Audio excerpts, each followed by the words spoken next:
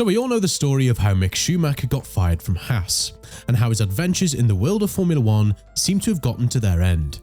But maybe there's hope for the German driver, who could make an unexpected comeback with a top-tier team sooner than you might think. So let's not waste any more time and begin explaining the situation. And make sure to stick till the end on this one, as it's probably going to surprise you of what he really thinks of this situation. As we all know, Mick's career in Formula 1 has not been one to be happily remembered. Freshly coming in from the Formula 2 2020 season, during which he won the championship just in his second year with the Prema Racing team, the paddock was really hyped about the news of him driving in Formula 1 from 2021. And so were the spectators. Fans from all teams were expecting something incredible out of this new entry in the sport, and maybe even a Haas return to the competitiveness, as both their drivers were rookies. Sadly, this was their biggest mistake. The team had let go of their two experienced drivers, Romain Grosjean, who then went racing in IndyCar, and Kevin Magnussen, who also had a race in IndyCar paired with a season in IMSA, an endurance championship. The two new talents the team hired were Nikita Mazepin and Mick Schumacher, and there was a lot of pressure on these two, not only for their results in junior categories, but also due to Mick's surname. It was believed that he was going to be the next greatest of all time, just like his father was. But it didn't take long for everyone to understand that his performance had really been underwhelming. During the 2021 season, despite the full support from the team for his undeniable driving skills, Mick didn't manage to score any points. Fans were of course quick to point out the car was uncompetitive, since his teammate didn't score any points either, so he was excused. But after the 2022 regulation changes, Haas had built a competitive car, fighting for points finishes every race. And when at the 2022 Barcelona pre-season testing the Russian was fired by the team, Kevin Magnussen made a return, which indirectly ruined Mick's appearance in front of the fans. In the first race in Bahrain, Magnussen managed to snatch a 5th place finish, getting 10 points and completely crushing his teammate, who only got 11th, finishing behind a rookie in his first race in the championship.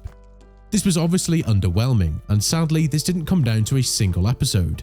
For most of the season, Magnussen outscored Mick, and even though the young German got his first points this season, it was clear that he wasn't taking full advantage of the car he was given. Further highlighting their differences, K-Mag also got a pole position in the Brazilian Grand Prix, while Schumacher only got 20th. Yes, you heard that right.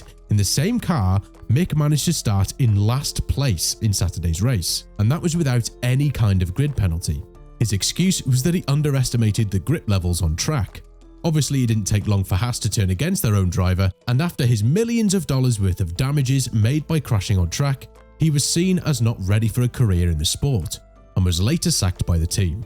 Just before the 2022's last race in Abu Dhabi, Mick received news that his contract would not be renewed for 2023, and that Nico Hülkenberg would be taking his seat.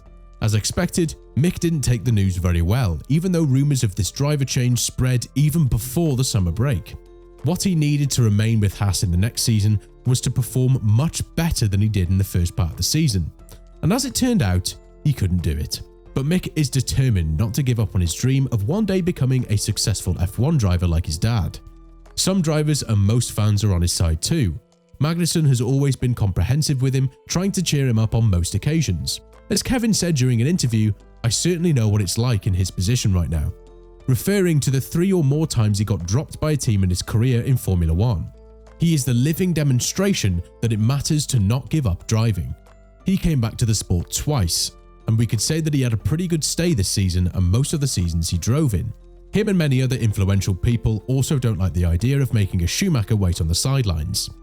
This is why he's actively looking for a seat or even a reserve driver role, which is still way better than nothing.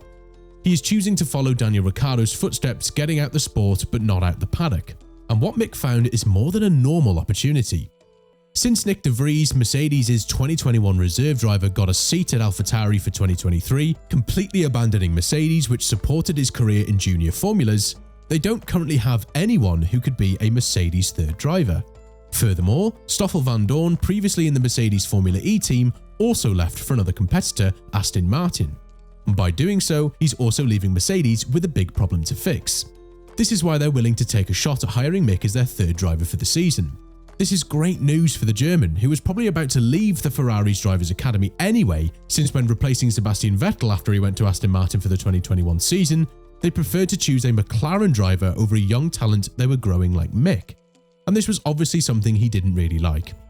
If they had chosen another Ferrari-associated driver, he would have probably understood the move, but this seemed like a mockery of all the junior drivers working with the Maranello team. Of course, his first idea wasn't looking for a third driver role, but for a full-time team to race with. Esteban Ocon, who is a good friend with Mick, tried to convince Alpine to hire the German for 2023. But since he has no actual power in the decision-making of the French team, they chose Pierre Gasly instead. Ocon manifested his disappointment, but realised that he couldn't have done anything different. The Frenchman knows how hard it is to get back in the sport since he was dropped by Force India in 2019 in favour of Lance Stroll. Yeah, the driver market was kind of crazy back then. As a coincidence, Ocon also was a Mercedes reserve driver, but since no one got sick or injured in 2019, he didn't do a single race in that season. So, Mick is looking for a possible seat, and Mercedes is in the condition to currently offer him one. Are they going to really do it? Well, it seems plausible. Toto Wolff, Mercedes' team principal, said it isn't a secret the fact that the Schumacher family is a close name to Mercedes and that we really appreciate Mick. This means they could be willing to take him under their wing, and maybe get him to do a couple of free practice sessions in a competitive car, just to see how he performs when he gets the vehicle he wants. We know it's not the first time a Schumacher left Ferrari to join the team with the 3 stars logo, as that is what Michael Schumacher did in 2010 when he left retirement to join the newly renamed manufacturer. Joining Mercedes could also have unwanted consequences though. In fact, his contract as a reserve driver in 2023 could limit his possibilities of getting a drive in 2024. While on this topic, we know that Alpine leaves more choice to the driver, but I think we're forgetting what is most important here. What does Mick think of any of this, and is he willing to take this risk? Well, just after qualifying in Abu Dhabi, during an interview, this option was brought up. That is why he said that Mercedes is an incredible brand, and what it has achieved in Formula 1 is incredible. I'm surely evaluating my options, and Mercedes is one of them. Well, that is something cocky to say from someone who just got fired. But what this tells us is that both parties are open to offers, so it's just a matter of time before paperwork begins and before these two decide whether they actually want a season together or not. The fact that Mercedes also failed to hire Daniel Ricciardo as a reserve driver for the next year means that they are probably more willing to go with a driver who is for sure going to race for them rather than wait and see. So, what do you think? Is Mercedes going to hire Mick Schumacher? Will we ever see him in a Silver Arrow during testing or racing? Let us know with a comment below, and don't forget to subscribe, because at 10,000 subscribers, we're going to enter the Mercedes Drivers Academy so that in the future, they'll never run out of reserve drivers. No, not really, but you should subscribe anyway.